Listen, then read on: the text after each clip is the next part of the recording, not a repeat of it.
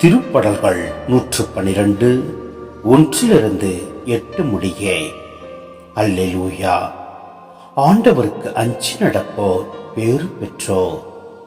அவர் தம் கட்டளைகளில் அவர்கள் பெருமகிழ்வு அடைவர்.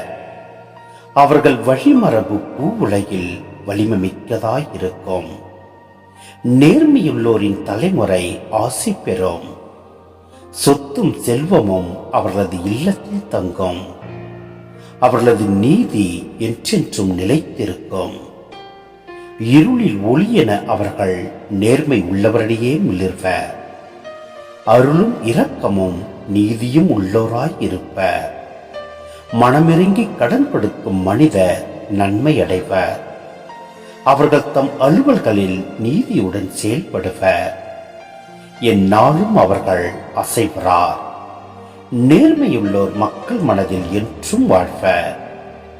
தீமையான செய்தி எதுவும் அவர்களை அச்சுறுத்தாது. ஆண்டவரில் நம்பிக்கை கொள்வதால் அவர்கள் இதயம் உறுதியாயிருக்கும். அவர்கள் நெஞ்சம் நிலையாயிருக்கும். அவர்களை அச்சம் மேற்கொள்ளாது. இறுதியில் தம் எதிரிகள் அழிவதை அவர்கள் காண்பது உறுதி.